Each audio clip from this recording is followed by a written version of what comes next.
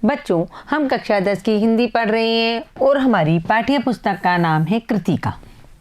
बच्चों, कृतिका के अंतर्गत हम अध्याय 3 पढ़ रहे हैं और हमारी लेखिका है मधु काकरिया। बच्चों, लेखिका के द्वारा लिखा गया यात्रा वृत्तांत साना साना हाथी जोड़ी, जो कि नेपाली भाषा में दिया गया है ये शीर्षक। बच्चों, इस यात्रा वृत्तांत को हम पढ़ रहे हैं और लेखिका ने ये यात्रा वृत्तांत जो लिखा है वो सिक्किम राज्य का यात्रा वृत्तांत है, जो कि लेखिका जो कि सिक्किम की राजधानी गैंगटॉक से लेकर के आगे ऊपर तक चाइना बॉर्डर, जो चीन की सीमा है, भारत चीन सीमा तक की जो यात्रा कर रही है और उस यात्रा के बीच में जो प्राकृतिक दृश्य आ रहे हैं उन दृश्यों के बारे में लेखिका ने हमें यहाँ बताया है। साथ ही जो मजदूर महिलाएं हैं, जो पहाड़न महिलाएं हैं, जो वहाँ काम कर रही है और किस तरह अपनी जान जोखिम में डाल करके वहाँ अपनी सड़कें चौड़ी कर रही हैं। साथ ही जो भारत और चीन की सीमा पर जो हमारे फौजी बैठे हैं और वो फौजी किस तरह देश की रक्षा कर रहे हैं उसके बारे में भी इसमें बताया गया है। बच्चों, इस यात्रा वृत्तांत का जो लेखिका का मुख्य लक्ष्य था वो था उत्तरी पूर्वी भारत की यात्रा करना, वहाँ का प्राकृतिक सौंदर्य को देखना। लेकिन वो जो उस प्राकृतिक सौंदर्य को देखने गई थी, उस प्राकृतिक सौंदर्य के बीच में उसे मेहनत कश लोग जब मिले, सीमा पर 24 घंटे चौकसी करते हुए जब सैनिक उसे मिले, तो उसका मन एकदम तार तार हो गया और वो दुखी हो गई। बच्चों, जा तो लेखिका युमथांग घाटी की तरफ थी, लेकिन युमथांग वहाँ से गैंगटॉक से 149 किलोमीटर था, तो वहाँ पहुँचते पहुँचते शाम हो गई। तो लायुंग में उन्होंने अपना पड़ाव डाल लिया और जब वो लायुंग में रुकी तो लायुंग में तीस्ता नदी के किनारे बैठ करके अपने अंतर मन में जो उन्होंने सौंदर्यता का एहसास किया, प्रकृति की सौंदर्यता का, उसके बाद उन्हें क्या था, मतलब बर्फ देखनी थी, जो कि अप्रैल का महीना था और अप्रैल का महीना होने की वजह से लायुंग में बर्फ नहीं थी। अब हम आगे पढ़ते हैं कि लेखिका आगे क्या बता रही हैं। देखो, कटाओ जो लायुंग से 500 फीट ऊंचाई पर था और करीब 2 घंटे का सफर था। मतलब कि अब वहां तो बर्फ थी नहीं लायुंग में और लेखिका को बर्फ देखनी थी, तो वहां पर एक नवयुवक आता है और वो बताता है यहाँ से 500 फीट की ऊंचाई पर कटाओ नाम की एक जगह है, वहां आपको बर्फ मिलेगी देखने को। तो वह नवयुवक जो क्या था, जो कि लायुंग में लेखिका को बता रहा था, वह मुझसे बतिया रहा था और उसकी घरवाली अपने छोटे से लकड़ी के घर के बाहर हमें उत्सुकता पूर्वक देख रही थी। मतलब वो जो नवयुवक आया वो लायुंग में लेखिका को बतला रहा था कि मैडम, यदि आपको बर्फ देखनी है इस टाइम में, यहाँ तो बर्फ मिलेगी नहीं क्योंकि पर्यावरण बहुत प्रदूषित हो चुका है और स्नोफॉल भी आजकल कम होती है। अगर आपको वास्तव में बर्फ देखनी है तो आपको कटाओ जाना पड़ेगा, जो यहाँ से 500 फीट की ऊंचाई पर है। जब वो ये सब बातें कर रहा था तो उसकी घरवाली का मतलब उसकी जो पत्नी थी इस नवयुवक की, वो लकड़ी के घर के बाहर हमें उत्सुकता पूर्वक देख रही थी। बच्चों, वहाँ पहाड़ है और पहाड़ों में लकड़ी के घर ही बनाए जाते हैं। तभी गाय ने आकर बाहर थैली में रखा उसका महुआ गुड़ुप कर लिया।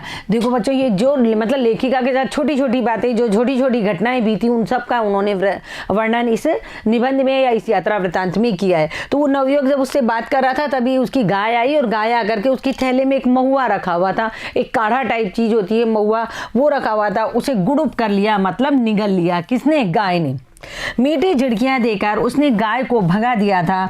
उम्मीद, आवेश और उत्तेजना के साथ अब हमारा सफर कटाऊ की ओर था। यानी उन सबको, जितने भी पर्यटक थे उनकी ग्रुप में, वो सब क्या देखना चाहते थे? बर्फ देखना चाहते थे। तो लायुंग में बर्फ थी नहीं भाई, वो लोग जा तो युमथांग रहे थे, लेकिन रास्ते में उन्होंने लायुंग में पड़ाव डाला। अब लायुंग से जब युमथांग वैली की तरफ यानी घाटी की तरफ जाना था तो वो थोड़ा सा दूर था और उनको पहले बर्फ देखनी थी। तो जो नवयुवक था उस नवयुवक ने कहा आप लोग कटाओ चले जाओ और कटाओ में आपको बर्फ मिलेगी। तो जितने भी लोग थे वो सब इस उम्मीद से कि वहाँ बर्फ मिलेगी आवेश में थे, मतलब उत्तेजित हो रहे थे कि हम बर्फ देखेंगे और उत्तेजना के साथ अब हमारा सफर कटाऊ की ओर चल दिया। यानी लेखिका कह रही है अब हमारा जो ग्रुप था वो कटाऊ की ओर चल दिया। अब कटाऊ का रास्ता देखो, कटाऊ का रास्ता और खतरनाक था और उस पर धुंध और बारिश। कटाऊ का रास्ता और भी ज़्यादा खतरनाक था क्योंकि और ज़्यादा ऊंचाई पर था। 14,000 फीट की ऊंचाई पर लायुंग था। अब उसके भी आगे कटाऊ था, 500 फीट की ऊंचाई थी और उस पर धुंध छाई हुई थी पूरी तरफ, मतलब कुछ आमने सामने का दिख नहीं रहा था। बारिश हो रही थी। जितेन जो कि उनका ड्राइवर था लगभग अंदाज से गाड़ी चला रहा था। कैसे चला रहा था? बिल्कुल अंदाज से। एक तो सड़कें बहुत कम चौड़ाई में थी, गाड़ी की जितनी चौड़ाई उतनी ही सड़क थी, तो और धुंध बहुत जोर से थी, बारिश अलग हो रही थी। तो जो जितेन उनका ड्राइवर था बहुत अंदाजे से गाड़ी चला रहा था। पहाड़, पेड़, आकाश, घाटियां, सब पर बादलों की परत थी, यानी कुछ नहीं दिखाई दे रहा था। पहाड़, पेड़, आकाश और घाटियां, सब पर चारों तरफ बादल ही बादल थे। उन बादलों के बीच में गाड़ी की जो हेडलाइट होती है बच्चों, उससे थोड़ी थोड़ी रोशनी से वो धीरे धीरे गाड़ी चला रहा था। सब कुछ बादल में था, यानी चारों तरफ क्या थे? बादल ही बादल थे। बादलों को चीर कर निकलती हमारी जीप, और उन्हीं बादलों के बीच में से चीर करके हमारी जीप निकल रही थी। बच्चों, आप कभी अरुणाचल की तरफ जाओ तो वहां भी ऐसा की ऐसा दृश्य दिखाई पड़ता है। सैला पास वहां एक जगह आती है, उसमें भी कुछ नहीं दिखाई देता धुंध के सिवाय। केवल अंदाज से जो ड्राइवर बहुत परफेक्ट होते हैं, जो ड्राइवर ट्रेन ड्राइवर होते हैं, वही वहां वो गाड़ी को चला सकते हैं। खतरनाक रास्तों के एहसास ने हमें मौन कर दिया, मतलब सब चुप बैठ गए एकदम। क्या देख रहे थे भी कैसी जीप चल रही है, आगे कोई दिक्कत तो नहीं होगी, कहीं गाड़ी खाई की तरफ तो नहीं चली जाएगी। बच्चों, रास्ता तो आगे कुछ दिख ही नहीं रहा था, बहुत धीरे धीरे गाड़ी चल रही थी। बारिश अलग हो रही थी, धुंध अलग थी, और चारों तरफ बादल ही बादल थे। और उस बारिश, एक चूक, सब खल्लास। देखो क्या कर दिया, खतरनाक रास्तों पर सब, खतरनाक रास्तों के जो एहसास थे, जो हमें हो रहे थे कि कब हम खाई में नहीं गिर जाए, इसने हम सबको चुप कर दिया। और उस पर बारिश उस पर अलग हो रही थी, तो रास्ता क्या था? फिसलन भरा और हो रहा था। एक चूक, यानी एक जरा सी गलती, चूक का मतलब एक जरा सी गलती, और सब खल्लास, यानी सब समाप्त। यानी मान लो जरा सी गाड़ी का पहिया इधर की तरफ हुआ, या इधर की तरफ होगा तो पहाड़ से टकरा के नीचे गिरेगी, और इधर की तरफ होगा तो सीधा खाई में जाएगी। यानी एक चूक ड्राइवर की सब कुछ खत्म कर देगी। सांस रोकी, हम धुंध और फिसलन भरे रास्ते पर संभल कर आगे बढ़ती हुई जीप को देख रहे थे। सब चुपचाप बैठ गए, और जब जीप धीरे धीरे, वो जितेंद्र धीरे धीरे उस जीप को चला रहा था, तो सब चुप बैठ करके, मौन हो करके क्या कर रहे थे? सांस रोक करके धुंध और फिसलन भरा रास्ता जिसपे बारिश हो रही थी, संभल कर जितेंद्र जिस जीप को चला रहा था उसको हम सभी देख रहे थे। लेखिका यहाँ ये बता रही है। आगे देखो, हमारी सांस लेने की आवाज़ों के सिवाय आसपास जीवन का कोई पता नहीं था। देखो कितनी बड़ी बात है, लेखिका ये बता रही है कि जो हम जीप में बैठ करके हम लोग जो सांस ले रहे थे, हमारी केवल वही सांस की आवाज़ आ रही थी, इसके अलावा बोल तो कोई था ही नहीं रहा था। मतलब सब चुपचाप बैठे थे डर के मारे, लेकिन हमारी सांस लेने की आवाज़ जो आ रही थी उसके आसपास ऐसा लगता था बस यही एक जीवन है, उसके आसपास कुछ भी नहीं है। फिर नज़र पड़ी बड़े बड़े शब्दों में लिखी एक चेतावनी पर। बच्चों, रास्ते में चेतावनी के बोर्ड लगा दिए जाते हैं, तो एक बड़े बड़े शब्दों में एक चेतावनी लिखी हुई थी, if you are married divorce speed. देखो बच्चों, हम यहाँ हिंदी पढ़ रहे हैं, लेकिन आपने देखा है हिंदी के पार्ट में बीच बीच में इंग्लिश के शब्द भी आ रहे हैं, जिसकी वर्डिंग जो है जो हिंदी में लिखी हुई है, तो ये है तो हिंदी, लेकिन बीच में इसमें अंग्रेजी का मिक्सचर दिया हुआ है। तो देखो बच्चों, ये जो चेतावनी लिखी हुई उस पर लिखा हुआ था इफ़ यू आर मैरिड, यदि आप शादीशुदा हैं, if you are married divorce speed, यदि आप विवाहित हैं या शादीशुदा हैं तो इस तेज चाल को तलाक दे दें। यानी आप तेज चाल जो चल रहे हैं उसको रोक दें, आप धीमी चाल से चलें। ये एक चेतावनी वहां लिखी हुई थी।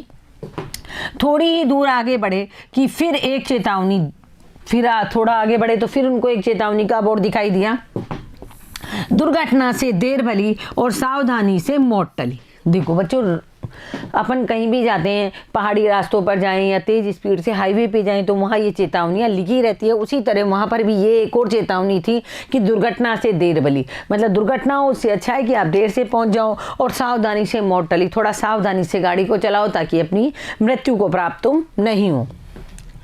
करीब आधे रास्ते बाद धुंध छटी और साथ ही सृष्टि और हमारे बीच फैला हुआ सन्नाटा भी हटा। सृष्टि मतलब प्रकृति, जो जीवन रूपी प्रकृति है वो। तो लेखिका क्या कह रही है, करीब आधा रास्ता जब निकल गया, 250 फीट का ऊपर चढ़ गए जब हम, तो धुंध भी छट गई, और साथ ही जो प्रकृति और हमारे बीच में जो फैला हुआ सन्नाटा था, यानी हम चुपचाप मौन होके बैठे हुए थे डर के मारे, वो सब सन्नाटा भी अब हमारे बीच से हट गया। अब हम भी बोलने चालने लगे, थोड़ा थोड़ा बोलने लगे। भाई अब हम कहाँ आ गए हैं कि मतलब मौत के मुँह से हम निकल करके बाहर आ गए हैं। नार्गे उत्साहित होकर कहने लगा, कटाओ हिंदुस्तान का स्विट्जरलैंड है। नार्गे था, जितेंद्र नार्गे जो उनका ड्राइवर था, वो कहने लगा उत्साहित होकर, बहुत खुश होकर के कि देखो मैं तुमको यहाँ कटाओ तक लाया हूँ। ये क्या है, ये भारत का स्विट्जरलैंड है, हिंदुस्तान का स्विट्जरलैंड है। बच्चों, स्विट्जरलैंड बहुत सुंदर जगह है और घूमने के हिसाब से बहुत ही अच्छी है। उस वक्त लेखिका की जो सहेली मणि थी वो क्या कर रही थी, मेरी सहेली मणि स्विट्जरलैंड घूम आई थी, उसने तुरंत प्रतिवाद किया नहीं, स्विट्जरलैंड भी इतनी ऊंचाई पर नहीं है और न ही इतना सुंदर है। जब नार्गे ने बहुत खुश होकर के कहा ये हमारे हिंदुस्तान का स्विट्जरलैंड है, तो लेखिका की जो सहेली मणि थी वो स्विट्जरलैंड घूम के आई थी, तो उसने कहा नहीं, उसने तुरंत प्रतिवाद दिया, तुरंत मतलब उसके नार्गे का जवाब दिया कि नहीं, स्विट्जरलैंड भी इतनी ऊंचाई पर नहीं है और इतना सुंदर नहीं है। हम कटाव के करीब आ रहे थे क्योंकि दूर से ही बर्फ से ढके पहाड़ दिखने लगे थे। पास में जो पर्वत थे वे आधे हरे काले दिख रहे थे। लग रहा था जैसे किसी ने इन पहाड़ों पर पाउडर छिड़क दिया हो। देखो बच्चों, अब लेखिका कह रही है हम कटाव की तरफ पहुंच रहे थे, बढ़ रहे थे, तो क्योंकि दूर से ही हमें क्या लग रहा था, बर्फ से ढके हुए पहाड़ अब दिखाई दे रहे थे और उनके पास में जो जिसके बीच में से घाटियों के बीच में से उनकी जीप निकल रही थी, आसपास के जो पर्वत थे वो उनको हरे और काले दिखाई दे रहे थे। बच्चों, हरे और काले, हरे जिनके ऊपर रोशनी पड़ रही थी सूरज की वो तो हरे दिख रहे थे, लेकिन काले जो सघन हरा होता है ना, गहरा हरा जिसको हम कहते हैं, बहुत अधिक गहरा हरा, और उसके ऊपर सूरज की रोशनी नहीं पड़ती तो वो कालेपन का आभास देता है। तो जो पर्वत थे वो आधे हरे और आधे काले दिखाई दे रहे थे, कारण हरियाली तो बहुत अधिक थी। जिस हरियाली के ऊपर सूरज की रोशनी पड़ रही थी वो हरियाली हरी दिख रही थी, लेकिन जिस हरियाली पर सूरज की रोशनी नहीं पड़ रही थी, जो सघन हरियाली थी, वो हमें काले रूप में दिखाई दे रही थी। लग रहा था जैसे किसी ने इन पहाड़ों के ऊपर पाउडर छिड़क दिया हो। आगे देखो, कहीं पाउडर बची रह गई और कहीं वह धूप में बह गई हो, इस तरह प्रतीत हो रहा था। मतलब पर्वतों को देख करके पर्वत पे कहीं पहाड़ों पे हरियाली दिख रही थी, कहीं कालापन दिख रहा था, तो इस तरह लग रहा था मानो कि कहीं तो पाउडर बचा रह गया है और कहीं धूप में वह बह करके निकल के चला गया है। मतलब जो काले घने हरे सघन पहाड़ थे उनके ऊपर तो लग रहा है पाउडर चिपका हुआ है, और जहाँ धूप पड़ रही थी हल्के हरे जो पहाड़ दिखाई दे रहे थे वहाँ लग रहे थे मानो कि मतलब यहाँ हरियाली है और वहाँ धूप बह करके निकल गई है। नार्गे ने उत्तेजित होकर कहा, खुश होकर के कहा, देखिए एकदम ताजा बर्फ है। उसने बर्फ को हाथ में ली होगी और खुश होकर के कहा, देखो एकदम ताजा बर्फ है, लगता है रात में ही गिरी है यह बर्फ। थोड़ा और आगे बढ़ने पर अब हमें पूरी तरह बर्फ से ढके पहाड़ दिख रहे थे, साबुन की झाग की तरह सब और गिरी हुई बर्फ। मैं जीप की खिड़की से मुंडी निकालकर दूर दूर तक देख रही थी चांदी से चमकते पहाड़। एकाएक जितेन ने पूछा, कैसा लग रहा है? देखो बच्चों, अब क्या हुआ, वो वहां पहुंच गए, उनको पहाड़ आधे हरे आधे काले दिख रहे थे, मानो इस तरह लग रहे थे कि किसी ने इन पे पाउडर डाल दिया है, और कहीं वो जो पाउडर बीच में बची रह गई है और कहीं जो पाउडर है वो धूप में बह करके निकल गई है। इसी बीच नार्गे बहुत खुश हुआ और उसने कहा, देखो एकदम ताजा बर्फ है, लगता है रात में गिरी है। मतलब बर्फ अभी जमी नहीं थी, टाइट नहीं हुई, नरम नरम बर्फ थी। थोड़ा और आगे बढ़े तो उनको क्या हुआ, बुरी तरह बर्फ से ढके हुए पहाड़ दिखाई दिए, यानी पहाड़ों के ऊपर पूरी तरह बर्फ ढकी हुई थी, साबुन के झाग की तरह, जैसे साबुन के कोमल झाग होते हैं उस तरह की बर्फ चारों ओर गिरी हुई थी। लेखिका कह रही है, मैं जीप की खिड़की से अपनी मुंडी यानी अपना सिर निकाल कर दूर दूर तक देख रही थी। किनको? बर्फीले पहाड़ों को, चांदी से चमकते हुए पहाड़। कैसे चमक रहे थे? उन बर्फीले पहाड़ों पर जब सूर्य की रोशनी पड़ रही थी तो वो चांदी की तरह चमक रहे थे। एकाएक जितेन ने पूछा, जितेन जो उनका ड्राइवर कम गाइड था, उसने पूछा, कैसा लग रहा है? मैंने जवाब दिया, राम रोचो। राम रोचो का मतलब अच्छा है, बहुत सुंदर है, अच्छा है। वह उछल पड़ा, अरे ये नेपाली बोली कहाँ से सीखी? रोचो का अर्थ ये नेपाली बोली है। तो वो नेपाली था जितेन, वो बहुत खुश होकर के बोला, अरे अपनी नेपाली बोली कहाँ से सीखी? अपनी भाषा के गर्व से उसकी आंखें चमक उठी, चेहरा इतराने लगा। मतलब उसको लगा, देखो मेरी भाषा भी, ये इतने बड़े लोग हैं और बाहर से आए हैं और हमारी यहाँ की नेपाली भाषा सीख रहे हैं। तो अपनी भाषा का जो गर्व था उसको, उस गर्व से उसकी आंखें चमक उठी और चेहरा इतराने लगा। मतलब वो अपने आप में खुश होने लगा। और तभी किसी चमत्कार की तरह हल्की हल्की बर्फ एकदम महीन महीन मोती की तरह गिरने लगी है। लेखिका की किस्मत बहुत अच्छी थी कि वो वहां पहुंची कटाव में, और कटाव में पहले की बर्फ गिरी हुई थी और साथ ही मोतियों की तरह स्नोफॉल होने लगा, बर्फ का गिरना यानी बर्फ की बारिश होने लगी मोतियों की तरह। तिम्रो माया सीधे मलाई सताउच। बच्चों ये नेपाली भाषा है, यानी इसका हिंदी रूपांतरण हम देखें तो है, तुम्हारा प्यार मुझे सदैव रुलाता है। तिम्रो माया सीधे मलाई सताउच, यानी तुम्हारा प्यार मुझे सदैव रुलाता है। चहूं मतलब चारों ओर बिखरी यह बर्फीली सुंदरता जितेन के मन पर थाप लगाने लगी थी। मतलब जो जितेन उनका ड्राइवर था वो अपनी नेपाली भाषा में गाना गाने लगा कि तुम्हारा प्यार मुझे सदैव रुलाता है। चारों ओर जो बर्फ बिखरी हुई थी, जो सुंदर वातावरण था, उसको देखकर जितेन का मन भी थाप लगाने लगा, मतलब नाचने को करने लगा। प्रेम की झील में तैरते हुए झूम झूम गाने लगा। यानी कि जो अब जितेंद्र था वो प्राकृतिक सौंदर्य को देख करके बहुत खुश हो गया और उसका मन भी क्या है गाने के लिए उत्तेजित या उत्साहित होने लगा, तो वह झूम झूम कर गाने लगा। वे हम सभी सैलानी अब जीप से उतरकर बर्फ पर कूदने लगे थे। मतलब सारे सैलानी जितने भी पर्यटक थे वो सब उतर गए नीचे और उतर करके वो नरम नरम बर्फ थी उस पर कूदने लगे। बच्चे आप लोग भी जब वहाँ जाओगे इस तरीके की जगह तो आपको भी ये देख करके बहुत अच्छा लगेगा। यहाँ बर्फ सर्वाधिक थी, यानी सबसे अधिक बर्फ थी कटाव में। जहाँ वो लोग कूद रहे थे ना उतर उतर के, वहाँ सबसे ज्यादा बर्फ थी।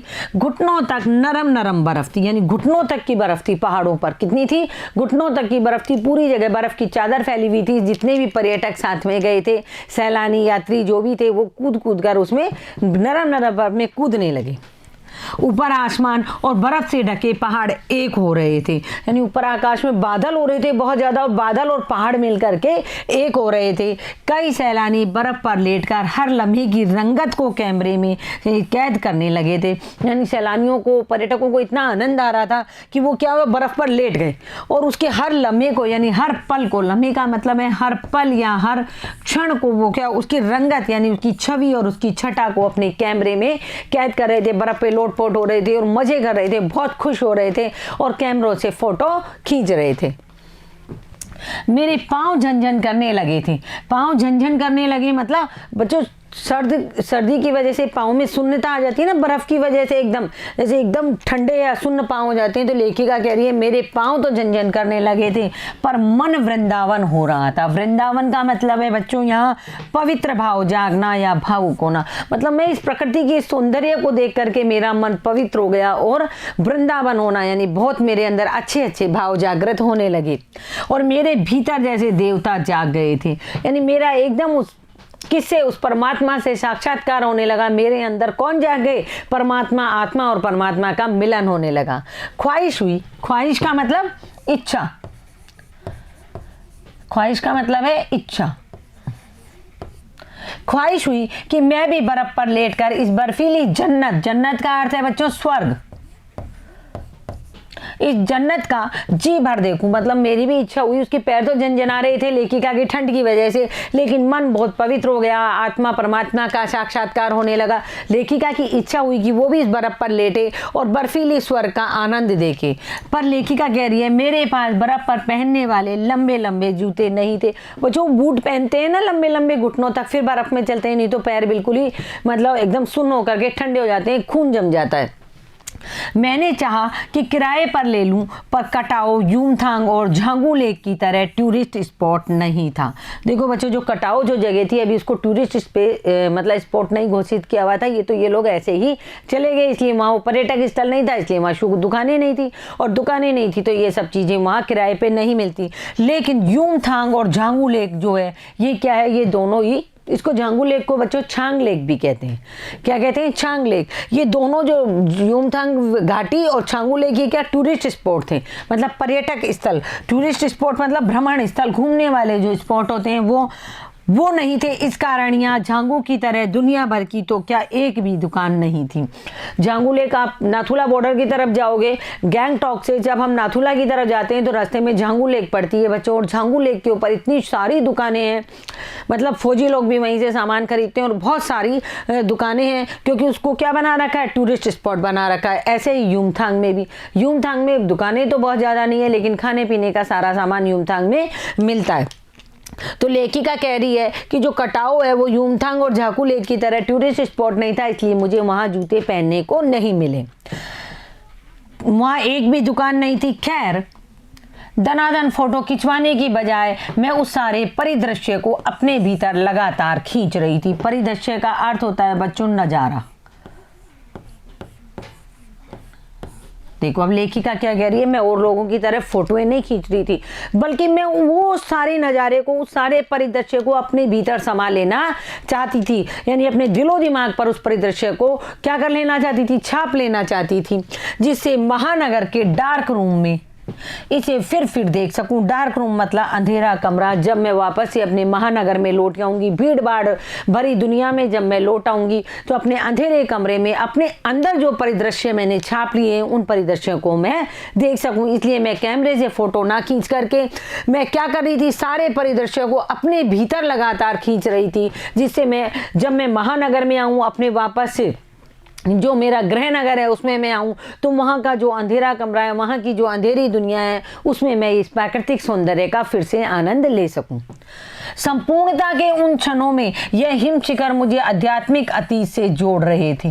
संपूर्णता यानी लेखिका कह रही है मेरा जीवन संपूर्ण हो गया। संपूर्ण से मतलब ये नहीं कि मृत्यु को प्राप्त हो गई। संपूर्ण से मतलब मेरे अंदर जो खुशियों की संपूर्णता थी, जो आध्यात्मिकता थी, वो संपूर्ण हो गई। मैं परिपूर्ण थी आज हर चीज से। और उन क्षणों में ये हिम शिखर, ये बर्फ के जो बड़े बड़े पहाड़ हैं, मुझे मेरे आध्यात्मिक अतीत से जोड़ रहे थे। यानी आध्यात्मिक अतीत यानी मुझे मेरे जो भूतकाल के मेरे जो अतीत है मेरा, उससे जो मेरा अध्यात्म है, जो मेरा आत्मा परमात्मा का मिलन है, जो मैं उससे एकात्म होना चाहती हूँ, आत्मसात होना चाहती हूँ प्रकृति से, उससे मुझे ये हिम शिखर जोड़ रहे थे।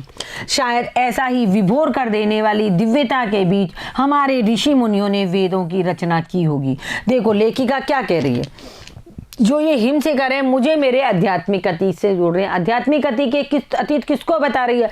पुरातन काल को, वैदिक काल को बता रही हैं कि मेरा वो आध्यात्मिक अतीत है, उससे मुझे ये हिम शिखर जोड़ रहे हैं। शायद ऐसी ही विभोर कर देने वाली, विभोर यानी आनंदित कर देने वाली दिव्यता यानी जो अखंड रोशनी होती है, भव्य रोशनी होती है, उसके बीच ही हमारे ऋषि मुनियों ने वेदों की रचना की होगी। यानी लेखिका कह रही है इसी तरीके के प्राकृतिक वातावरण में जहाँ ईश्वर की सहज उपासना की जा सकती है, उसी जगह लगता है जो हमारे इतने वेद उपनिषद रचे गए हैं, यहीं बैठ करके उन महान ऋषि मुनियों ने आध्यात्मिकता को देखते हुए यहाँ वेदों की रचना की होगी और जीवन के सत्य को खोजा होगा। यानी जीवन क्या है, जीवन कहाँ से आया और जीवन अंत में कहाँ चला जाता है, इन जीवन की सत्यता की खोज भी इन्हीं पहाड़ों के बीच में हुई होगी। सर्वे भवन्तु सुखैन, यानी सर्वे भवन्तु सुखैन का मतलब सब लोग सुखी रहे, सब लोग सुखी रहे, ये महामंत्र भी यहीं पाया गया होगा। लेखिका के अनुसार सर्वे भवन्तु सुखैन का महामंत्र पाया गया होगा। कहाँ? यहीं पाया गया होगा। अंतिम संपूर्णता का प्रतीक व सौंदर्य ऐसा कि बड़े से बड़ा अपराधी भी यदि इसे देख ले तो क्षण भर के लिए, क्षणों के लिए सही करुणा का अवतार बुद्ध बन जाए। यानी जो प्रकृति का आज मैं सौंदर्य देख रही हूँ, जो मैं हिम शिखर देख रही हूँ, लेखिका के अनुसार वो इतना संपूर्ण मतलब इतनी संपूर्ण सत्यता है वहाँ की लेखिका कह रही है कि अंतिम संपूर्णता का प्रतीक है। यदि कोई बड़े से बड़ा अपराधी को भी यहाँ लाकर खड़ा कर दिया जाए, जिसके अंदर करुणा बिल्कुल भी नहीं है, दया नहीं है, जो क्रूर है, यदि उसे भी हमने यहाँ लाकर खड़ा कर दें तो कुछ क्षणों के लिए सही वह भी बुद्ध का अवतार बन जाएगा। यानी करुणा का, दया का, प्रेम का अवतार, त्याग का अवतार बन जाएगा। तो लेखिका प्राकृतिक सौंदर्य तो आध्यात्मिकता से और जो हमारा उसका भूतकाल है, जो हमारा प्राचीन वैदिक काल है, उससे यहाँ की प्राकृतिक सुंदरता को जोड़ रही है। आगे देखो, और तभी दिमाग में कौंधा कि मिल्टन ने ईव की सुंदरता का वर्णन करते हुए लिखा था कि शैतान भी उसे देखकर ठगा सा रह जाता है और दूसरों का अमंगल करने की वृत्ति भूल जाता था। मतलब उसी प्रकार लेखिका कह रही है यदि किसी अपराधी को ला करके यहाँ खड़ा कर दिया जाए कटाव में, तो वो यहाँ की सुंदरता को देख कर के लिए चाहे क्षण भर के लिए अपने सारे अपराध, अपनी क्रूर प्रवृत्ति को त्याग देगा और क्या बन जाएगा? करुणा का अवतार बन जाएगा, बुद्ध का अवतार बन जाएगा। उसी प्रकार तभी उसके दिमाग में एक विचार आया, कौन था मतलब तुरंत आया कि मिल्टन कौन थे बच्चों? अंग्रेजी भाषा के एक बहुत बड़े कवि थे और उन्होंने ईव कौन थी? ईसाई धर्म के अनुसार सृष्टि की प्रथम नारी थी। हमारे यहाँ जो हम मानते हैं कि सृष्टि का प्रथम पुरुष मनु था और प्रथम नारी कौन थी? श्रद्धा थी। जयशंकर प्रसाद की कामायनी के अनुसार हमारे संसार की जो हम वैदिक के हिसाब से मानते हैं कि मनु प्रथम पुरुष था और जो श्रद्धा थी वो प्रथम नारी थी। उसी प्रकार जो एक अंग्रेजी भाषा के कवि हुए मिल्टन, उन्होंने ईव को मतलब ईसाई धर्म के अनुसार सृष्टि की प्रथम नारी माना था, जो कि सौंदर्य की प्रतिमूर्ति थी। क्या थी? सुंदरता की प्रतिमूर्ति थी। तो लेखिका कह रही है तभी मेरे दिमाग में एक विचार आया कि कि मिल्टन ने ईव की सुंदरता का वर्णन करते हुए लिखा, ईव जो कि ईसाई धर्म के अनुसार क्या थी, सृष्टि की यानी प्रकृति की प्रथम नारी थी, कि शैतान भी यदि, शैतान का मतलब यदि दुष्ट आत्मा भी उसको थोड़ी देर के लिए देखे तो वह भी ठगी सी रह जाए, यानी देखती रह जाए, और दूसरों का अमंगल यानी बुरा करना, अशुभ करना या बुरा करना, इस करने की वृत्ति मतलब अपनी आदत को वह भूल जाता था। यानी लेखिका ये कहना चाह रही है जो प्रकृति की सौंदर्यता है वो मिल्टन के ईव की तरह है, कि ईव को यदि कोई बुरी आत्मा भी देखती है तो वो कुछ क्षणों के लिए क्या अपनी जो गलत कर्म है, उसके जो बुरे काम है उनको करना भूल जाए। उसी प्रकार यह प्रकृति की सुंदरता है। मैंने मणि से पूछा क्या उसने पढ़ी है मिल्टन की वे कविता, मतलब उसके लेखिका के दिमाग में भी मिल्टन की कविता घूम रही थी और मिल्टन की कविता की जो ईव थी उसकी तुलना वो प्रकृति की सुंदरता से कर रही थी। पर मणि क्या है, मणि उस समय किसी दूसरे ही सवाल से जूझ रही थी। वह एकाएक दार्शनिकों की तरह कहने लगी। हर कोई व्यक्ति उस प्राकृतिक सुंदरता को देखकर अपने अपने विचारों में घूम रहा था। लेकिन लेखिका ने जब मणि जो उसकी सहेली थी उससे पूछा कि तुमने मिल्टन की कविता पढ़ी है, लेकिन मणि ने उनकी उस बात का जवाब नहीं दिया, क्योंकि मणि क्या है किसी दूसरे सवाल में जूझ रही थी और एकाएक दार्शनिकों की तरह मतलब कल्पना लोक में जाकर के वो कहने लगी, ये जो हिम शिखर है जल स्तंभ है, क्या है, जल के खंभे हैं, जल का आधार है। जो ये हिम शिखर है, जो पहाड़, जो बर्फ से ढके हुए पहाड़ है, ये जल का आधार है। पूरे एशिया को देखो, एशिया महाद्वीप है और हमारा भारत एशिया महाद्वीप में है। प्रकृति भी किस नायाब ढंग से सारा इंतजाम करती है।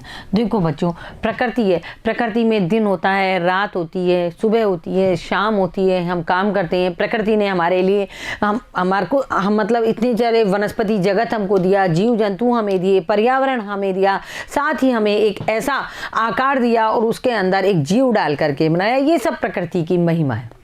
हम यदि सोचने बैठ जाएं कि हम कहाँ से आए, हम कौन हैं, हम कहाँ चले जाते हैं, आत्मा किस परमात्मा में विलीन हो जाती है, परमात्मा कहाँ चली जाती है। बच्चों अगर इन सब चीज़ों को हम किसकी तरह सोचे, फिलोसफर की तरह या दार्शनिक की तरह सोचे तो पता नहीं। ऐसे बड़े बड़े दार्शनिक हुए हैं, उन्होंने ये सब चीज़ें सोच करके और उनके ऊपर मनन कर करके ये चीज़ें बनाई है। लेकिन यहाँ क्या है, यहाँ भागती दौड़ती दुनिया है, उनके पास कहीं समय नहीं है इन सब चीज़ों को सोचने का।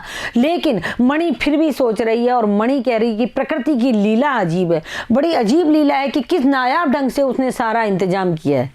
कैसे किया है, विज्ञान में आपने पढ़ा है, पानी है, पानी को क्या करेंगे, ठंडा करेंगे तो बर्फ बन जाएगी, पानी को गर्म करेंगे तो भाप बन जाएगी, और भाप जब ठंडी होगी तो वापस पानी बन जाएगा। यानी पानी है जो उसकी तीनों अवस्थाएं अपनी दिखाता है। ये प्रकृति का एक बहुत अच्छा मतलब तरीका है कि किस तरीके से वो मतलब तीनों तरीके, जल भी बन जाता है, बर्फ भी बन जाता है और भाप भी बन जाता है। तो उसी बात को लेकर के यहाँ मणि कह रही है, मणि अलग काल्पनिक लोक में घूम करके कह रही कि प्रकृति किस नायाब ढंग से सारा इंतजाम करती है। सर्दियों में बर्फ के रूप में जल संग्रह कर लेती है, सर्दियों में पानी को ठंडा हो जाता है, बर्फ बन जाता है। और गर्मियों में पानी के लिए जब त्राही मचती है, हाहाकार मचता है। देखो बच्चों, बिना पानी के तो अपन रह नहीं सकते, और खास करके गर्मियों में पानी की बहुत अधिक आवश्यकता होती है। जब हाहाकार मचता है तो ये बर्फ शिलाएं पिघल कर जलधारा बन हमारे सूखे कंठों को तरावट पहुंचाती है ना प्रकृति की अजीब महिमा। सर्दियों में ये बर्फ बन जाती है, गर्मियों में ये पानी बन जाती है। कितनी अद्भुत व्यवस्था है इस जल संचय की। जल संचय का मतलब होता है जल के संग्रह की, यानी पानी खराब नहीं जाए और जल का संग्रह कितने अद्भुत तरीके से होता है। मणि ने अभिभूत होकर माथा नवाया, अभिभूत यानी भावना से भरकर उन हिम शुक्रों को नमस्कार किया। जाने कितना ऋण है हम पर इन नदियों का, इन हिम शिखरों का। लेखिका की जो सहेली नदी है वो मणि है, वो कह रही है जाने कितना कर्जा है हमारे सिर पर इन नदियों का, जो हमारी प्यास बुझाती है, जो हमारे जीवन को चलाती है। अगर नदियों में पानी नहीं हो तो खेती नहीं हो, और खेती नहीं हो तो जीवन नहीं चले। खाने के लिए कुछ नहीं मिले तो जीवन नहीं चले, पीने के लिए पानी नहीं मिले तो जीवन नहीं चले। और ये प्रकृति में यदि पेड़ पौधे वनस्पति जगत नहीं हो तो ऑक्सीजन नहीं मिले तो जीवन नहीं चले। जो कुछ भी है प्रकृति है, हम प्रकृति से केवल लेते ही लेते हैं, प्रकृति को कुछ देते नहीं हैं। तो मणि ने अभिभूत होकर यानी भावनाओं में भरकर उसको किसको शीश निवाया, प्रकृति को शीश निवाया, और कहा जाने कितना ऋण है प्रकृति की इन नदियों का और इन शिखरों का हमारे ऊपर। संसार कितना सुंदर है, स्वप्न जागते उन लम्हों में मैंने सोचा। अब लेखिका कह रही है देखो ये संसार कितना सुंदर है। मनुष्य ने पूरे संसार को, केवल मानव ने इस पूरी पृथ्वी को खराब किया है, लेकिन वास्तव में ये संसार बहुत सुंदर है। स्वप्न जागते हुए, यानी जागते हुए लेखिका स्वप्न लेते हुए और उन्हीं पलों में वो सोच रही है और वो कह रही है कि वास्तव में संसार बहुत सुंदर है। पर तभी उदासी की एक झीधी सी परत मुझ पर छा गई। उड़ते बादलों की तरह पत्थर तोड़ती उन पहाड़ियों का ख्याल आ गया। यानी इस प्रकृति की सुंदरता को जब वो शीश नवा रही थी, भावनाओं में भर रही थी, दार्शनिक हो रही थी, कल्पनाएं कर रही थी, सारे परिदृश्य को अपने अंदर समा रही थी, तभी लेखिका के चेहरे पर एक उदासी की झीनी सी परत आ गई। क्यों? क्योंकि उसे उन बादल, उड़ते बादलों की तरह जैसे बादल उड़ रहे हैं, उन्हीं पहाड़ियों की उसे याद आ गई जो कि पत्थर तोड़ रही थी, जो कि मेहनत कश थी। आत्मा की अनंत परतों को छीलता हुआ हमारा यह सफर थोड़ा और आगे बढ़ा। आत्मा की अनंत परतों को किस लिए छील रहा था? मतलब प्राकृतिक सौंदर्य से तो भरपूर हो रही थी, लेकिन उन मजदूर महिलाओं को, पहाड़िन महिलाओं को पत्थर तोड़ते हुए जब लेखिका ने देखा तो उनकी आत्मा की अनंत परतें छिल गई और वो कहने लगी, इससे हमारा सफर थोड़ा और आगे बढ़ा। तभी देखा कि इक्का दुक्की फौजी छावनियां, ध्यान आया ये बॉर्डर एरिया है, थोड़ी दूर पर ही चीन की सीमा है। जब थोड़ा और आगे बढ़े कटाव से तो उनको क्या दिखाई दी? इक्की दुक्की का मतलब एक आध दो फौजी छावनियां, फौजियों की जो छावनी होती है जिसमें फौजी रहते हैं। ध्यान आया कि ये तो बॉर्डर एरिया है, यानी सीमा के निकट का क्षेत्र है और थोड़ी दूर पर ही चीन की सीमा है। बच्चों, जब हम इससे लायुंग से ऊपर की तरफ चलते हैं, गुरुमंदिर लेक की तरफ, जब वहाँ जाकर के ऊपर जो पहाड़ी इलाका आता है, वहाँ पर गुरुमंदिर लेक के बाद में उसका थोड़ा आगे चलने के बाद में भारत की सड़क खत्म हो जाती है, यानी भारत की सीमा खत्म हो जाती है। और किसकी सीमा शुरू हो जाती है? चीन की। और इधर जब हम छांग लेक से नाथुला दर्रे की तरफ चलते हैं तो नाथुला दर्रे के आसपास आने के बाद में हमारे भारत की सीमा समाप्त होने के बाद में चीन की सीमा शुरू हो जाती है। सिक्किम का बहुत सारा हिस्सा है जो किससे लगता है? चीन से लगता है। तो थोड़ी दूर पर ही लेखिका ने देखा कि कुछ इक्की दुक्की फौजी छावनियां भी दिख रही है, तो ये क्या है? चीन का, भारत चीन की सीमा है। एक फौजी से मैंने कहा, इतनी कड़कड़ाती ठंड में, उस समय तापमान -15 डिग्री था। कितना था?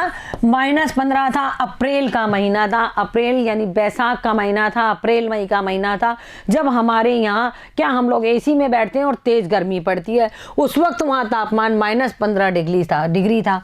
आप लोगों को बहुत तकलीफ होती होगी। लेखिका ने फौजी से कहा, इस कड़कड़ाती ठंड में। वे हंस दिया, एक उदास सी हंसी। बच्चों, अपने घर परिवार छोड़ करके जो सैनिक होते हैं, जो फौजी होते हैं, वो देश की सरहद पर जा करके हम लोगों की रक्षा करते हैं। आप चैन की नींद सो सकें। देखो फौजी ने क्या कहा लेखिका से, आप चैन की नींद सो सके, इसलिए तो हम यहाँ पहरा दे रहे हैं। यानी अपने घर परिवार को मैदानों में छोड़ के वो पहाड़ों पर, देश की सरहद पर वो क्या कर रहे हैं? हमारी चौकसी कर रहे हैं। फेरी बेटूला, ये बच्चों फिर नेपाली शब्द आया है, फेरी बेटूला, फिर मिलेंगे कहते हुए जितेन ने जीप चालू कर दी। यानी उन फौजियों से कहा, अच्छा हम फिर मिलेंगे, फेरी बेटूला यानी कि फिर मिलेंगे, और जितेन ने जीप चालू कर दी।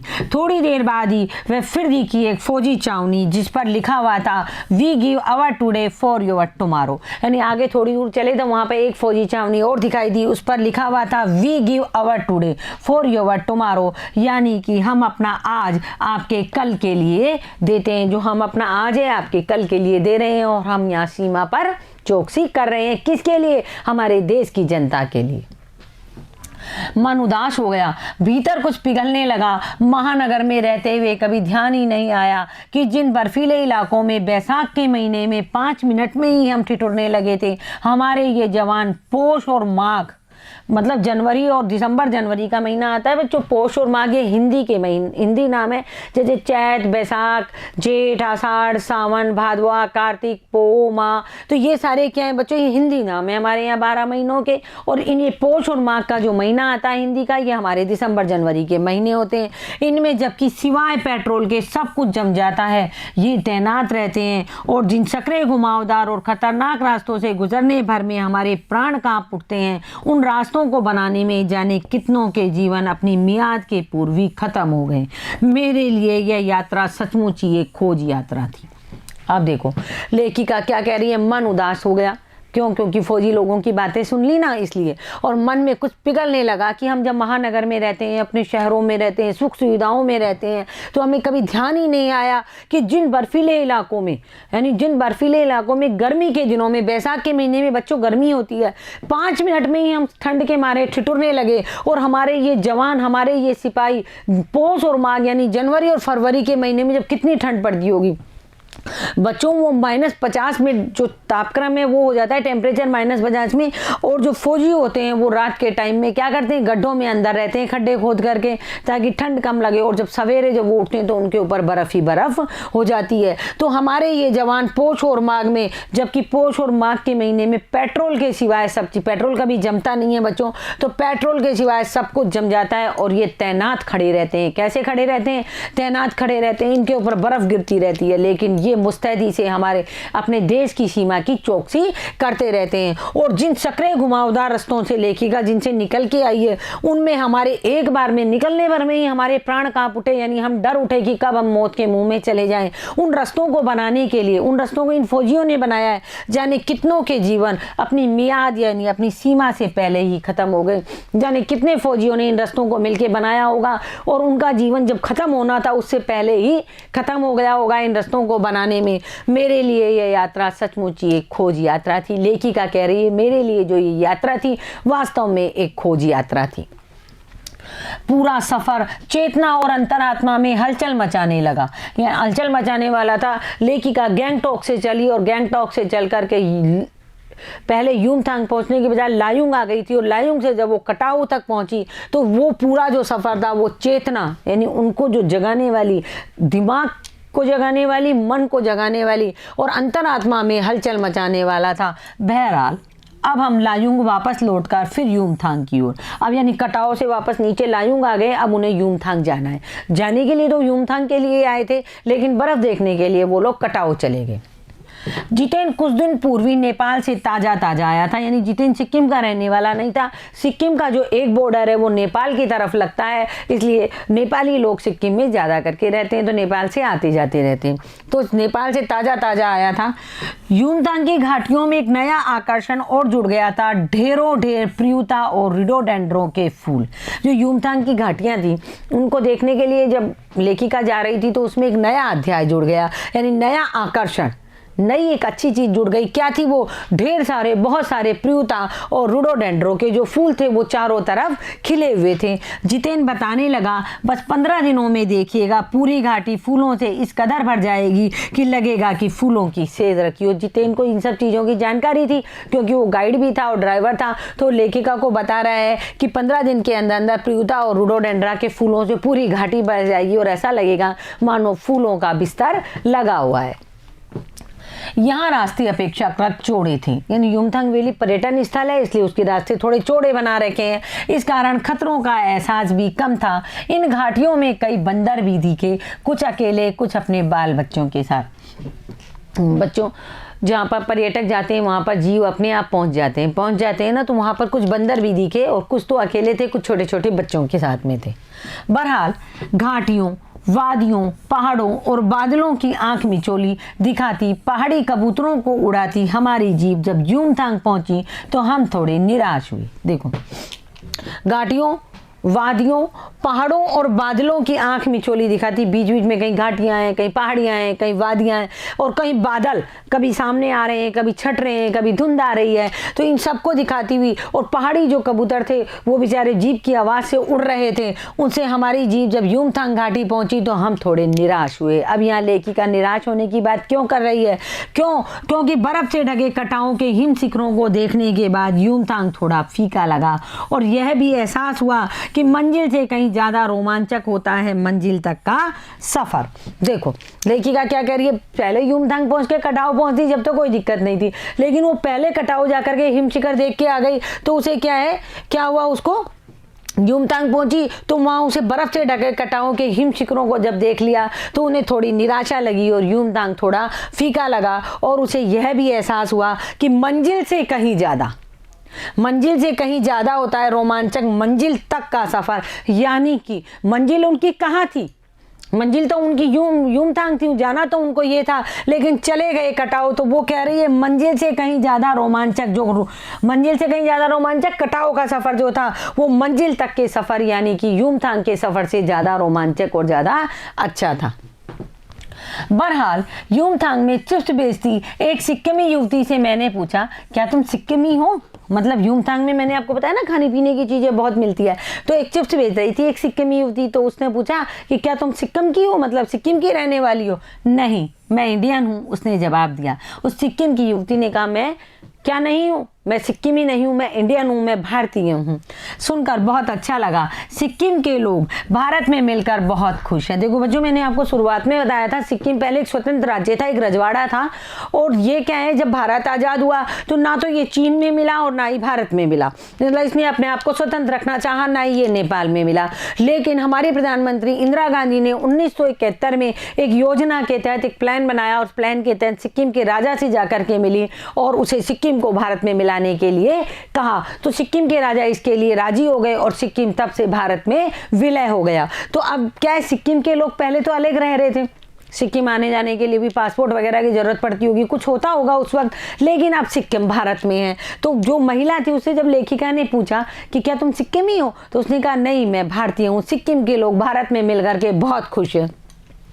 सिक्किम के लोग भारत में मिलकर बहुत खुश है। जब सिक्किम स्वतंत्र रजवाड़ा था तब टूरिस्ट उद्योग इतना फला फूला नहीं था, मतलब जब सिक्किम अलग से एक राज्य था, अलग रजवाड़ा था, जब क्या था, सिक्किम का जो उद्योग था, टूरिस्ट उद्योग यानी पर्यटक उद्योग, लोग बहुत कम घूमने जाते थे। बच्चों आपको पता है आज से कम 15 साल पहले, 10-15 साल पहले जो उत्तर पूर्वी भारत है वहाँ लोग जाना बहुत कम पसंद करते थे और लोगों को वहाँ की सुंदरता और प्राकृतिक सौंदर्य के बारे में पता भी नहीं था। तब हमारी भारत सरकार ने वहाँ पर पर्यटन उद्योग को बढ़ावा देने के लिए जितने भी सरकारी लोग जो घूमने जाते थे, अधिकतर लोगों को क्या किया, उनको वहाँ पर रियायत देनी शुरू करी कि आप इस कम रियायत में वहाँ घूम के आइए। लोग जम्मू कश्मीर की तरफ भागते थे, ज़्यादातर लोग जम्मू कश्मीर की तरफ भागते थे। जम्मू कश्मीर में आतंकवाद बढ़ने लगा तो हमारे यहाँ क्या है, टूरिस्ट उद्योग को क्या हुआ, धक्का लगने लगा। तो उत्तर पूर्वी जो भारत है, जो सुंदरता की दृष्टि से अभूतपूर्व है, उन हमारे भारतवासी लोगों को जिन्होंने नहीं देखा है उन्हें उत्तर पूर्वी भारत देखना चाहिए। तो वहाँ क्या है,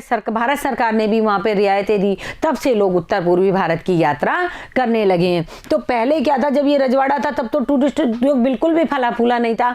बच्चों आज तो वहाँ जो उत्तर पूर्वी भारत है, जिसमें सिक्किम है, अरुणाचल है, मेघालय है, ये सारे जितने भी वहाँ पर राज्य बने हुए हैं, यहाँ अब पर्यटन उद्योग बहुत फल फूल रहा है।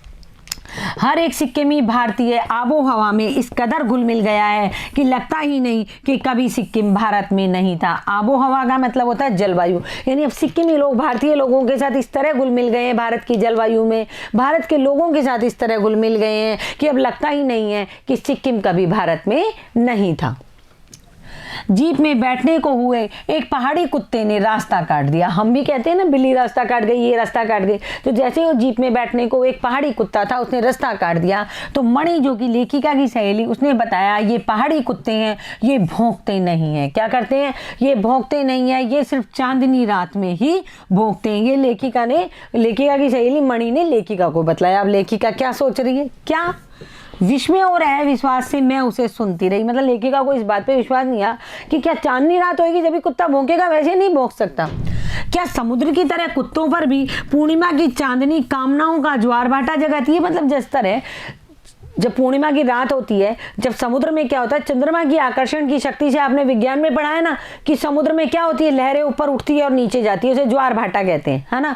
उसी तरह क्या कुत्तों पर भी कामनाओं का ज्वार भाटा जगाती है पूर्णिमा की रात्रि। मतलब लेखिका मन में सोच रही है कि क्या पूर्णिमा की रात्रि आती है तभी ये कुत्ते भूखते हैं, तो क्या समुद्र की तरह मतलब इनके ऊपर भी पूर्णिमा की चांदनी कामनाओं का ज्वार भाटा जगाती है, मतलब इच्छाएं उमड़ना। क्या इनकी इच्छा तभी होती है कि हम आप भूखे। खैर, लौटती यात्रा में जीप में जितेन हमें रकम रकम की जानकारियां देता रहा। रकम रकम का अर्थ होता है तरह तरह की। मैडम, यहाँ एक पत्थर है जिस पर गुरु नानक के फुटप्रिंट है, यानी वो बता रहे हैं कि जब युमथांग वैली से लौट रहे हैं कि मैडम यहाँ पर एक पत्थर है जिसमें कहते हैं गुरु नानक जी कहाँ गए थे, जो लायुंग है उससे ऊपर भी गए थे, वहाँ एक झील बनी हुई है और गुरु नानक जी का मंदिर बना हुआ है और वो है गुरु मंदिर लेक उसके नाम से। तो वो बता रहा है कि यहाँ एक पत्थर है जिस पर गुरु नानक जी के फुटप्रिंट यानी पैरों के प्रिंट है। कहते हैं यहाँ गुरु नानक की थाली से थोड़े चावल छिटक कर बाहर गिर गए थे। जिस जगह चावल छिटक कर मतलब निकल करके गुरु नानक जी की थाली से कुछ चावल बाहर गिर गए थे, छिटक कर गिरे थे, वहाँ चावल की खेती होती है। तो बच्चों ये तो हमारी आस्था है और हमारा विश्वास है कि यहाँ इस तरीके का काम कभी हुआ होगा। करीब 3-4 किलोमीटर बाद ही उसने फिर उंगली दिखाई। मैडम इसे खेदुम कहते हैं। मतलब 3-4 किलोमीटर आगे चला, फिर उसने बताया मैडम ये जो जगह है इसका नाम खेदुम है। अब खेदुम क्या है, यह पूरा लगभग 1 किलोमीटर का एरिया है। जो खेदुम है जगह का नाम है, ये पूरा 1 किलोमीटर का एरिया है। यहाँ देवी देवताओं का निवास है। मतलब यहाँ ये मानते हैं सिक्किम के लोग कि यहाँ देवी देवता निवास करते हैं और यहाँ जो गंदगी फैलाएगा वह मर जाएगा। यानी यहाँ जो आसपास गंदगी फैलाएगा पहाड़ों में नदियों में वो अवश्य मर जाएगा। तो लेखिका पूछ रही है तुम लोग पहाड़ों पर गंदगी नहीं फैलाते? उसने जीभ निकालते हुए कहा नहीं मैडम, पहाड़ नदी झरने हम इनकी पूजा करते हैं, हम इन्हें गंदा करेंगे तो हम मर जाएंगे।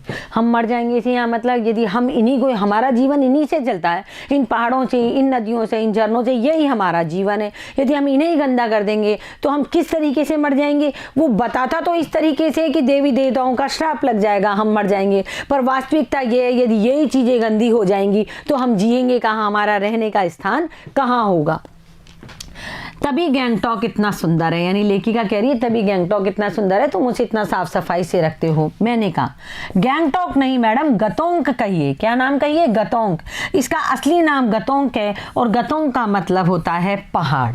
यानी जब लेखिका कह रही है तभी गैंगटॉक इतना सुंदर है तो जितेन कह रहा है मैम उसे गैंगटॉक ना कह करके गतोंग कहिए, क्योंकि इसका असली नाम गतोंग है और गतोंग का मतलब क्या होता है? पहाड़। क्या होता है? पहाड़। मैं कुछ पूछती कि वह फिर चालू हो गया मैडम युमथांग भी पहले टूरिस्ट स्पॉट नहीं था। यह तो सिक्किम जब भारत में मिला उसके भी कई वर्षों बाद भारतीय आर्मी के कप्तान शेखर दत्ता के दिमाग में आया कि यहाँ सिर्फ फौजियों को रखकर क्या होगा, घाटियों के बीच रास्ते निकालकर इसे टूरिस्ट स्पॉट बनाया जा सकता है। आप देखिए अभी भी रास्ते बन रहे हैं। यानी लेखिका कुछ पूछती उससे पहले ही जो उनका टूरिस्ट वो गाइड कम ड्राइवर जितेन था वो कहने लगा कि मैडम जो ये युमथांग है ये पहले टूरिस्ट स्पॉट नहीं था, मतलब युमथांग तक पहुंचना बहुत कठिन था। तो ये तो सिक्किम जब भारत में मिल गया, पहले यहाँ कुछ भी नहीं था सिक्किम में, मतलब कि जो राजा थे वो राज कर रहे थे, बाकी जो जितने भी टूरिस्ट स्पॉट थे वो कुछ भी नहीं थे। लेकिन क्या हुआ जब सिक्किम भारत में मिला तो उसके कई वर्षों बाद भारतीय आर्मी के कप्तान थे शेखर दत्ता, उनके दिमाग में एक बात आई कि यहाँ हम केवल फौजियों को रखते हैं, इससे फौजियों को भी थोड़ा बहुत मतलब बाहर के लोगों से मिलना जुलना होता रहेगा और क्या होगा पर्यटन उद्योग को भी बढ़ावा मिलेगा। कि यहाँ सिर्फ फौजियों को रखकर क्या होगा, घाटियों के बीच से यानी पहाड़ों की जो घाटियां हैं उनके बीच से रास्ते निकालकर यदि इसे भ्रमण स्थल या पर्यटन स्थल बना दिया जाए, टूरिस्ट स्पॉट बनाया जा सकता है। तो आप देखो मैडम आज भी यहाँ रास्ते बनाए जा रहे हैं। हाँ लेखिका बोली रास्ते अभी भी बन रहे हैं, नए नए स्थानों की खोज अभी भी जारी है। शायद मनुष्य की इसी असमाप्त खोज का नाम ही सौंदर्य है।